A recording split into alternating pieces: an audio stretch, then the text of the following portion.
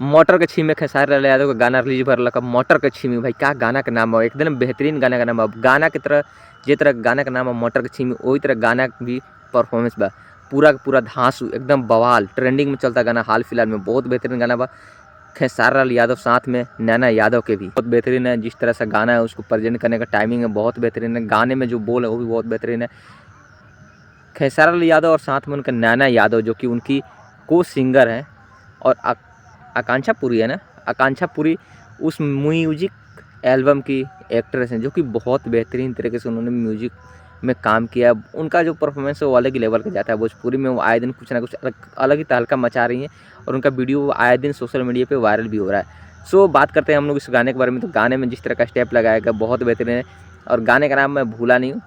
गाने का नाम है छीमी। छीमी जानते हो, छीमी, यही गाने का नाम है भाई। और गाना क्या बेहतरीन है भाई, एक से एक step, dancing performance Khesari Lal Yadav का बहुत बेहतरीन है।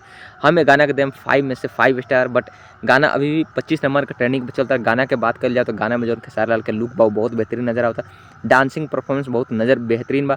आकांक्षा पुरी के जो लुक बा वो भी बहुत बेहतरीन बा। उनका ड्रेसिंग सेंस बहुत कमाल का। बैकग्राउंड डांसिंग में जितना लोग भी डांस करता है भाई वो लोग का का जवाब बा।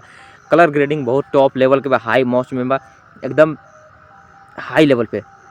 फिर भी अगर गाना में कुछ कमियां बात भाई, अभी तक गाना मतलब होता था ज़्यादा सक्सेस नहीं हो, बट ट्रेंडिंग में बात हो सकता है कि मिलियन में व्यूज़ और भी ज़्यादा व्यूज़ आ सकता है। 50-60 मिलियन तक के व्यूज़ में जा सकता गाना, इससे ज़्यादा गाना जाए ना। बट तोहनी के कहा रहा है कमेंट में जरूर बताइए। हमके गाना बहुत बेहतरीन लगल, तोहनी के कैसा लगल हमके जरूर बताइएगा। फिर मिल जाए हमने अपनी के नेक्स्ट वीडियो में। लेकिन खेसारी लाल के फैन बढ़ा वीडियो को ज़्यादा शेयर करिए लगन, लाइक करिए लगन, चैनल को सब्सक्राइब करिए लगन, कमेंट में जाके हाजिर लगा दिए लगन कि भाई गाना कैसा लगल तो के हमार वीडियो कैसा लगा। अगर वीडियो अच्छा लगा तो कमेंट करिए लगन, शेयर करिए लगन, अपना दोस्त लोग में भाई बोलिए लगन सब्सक्राइब करके। सब्सक्राइब ना करवा लगन तो घंटा रात के आके देखला वीडियो बना के पड़ता।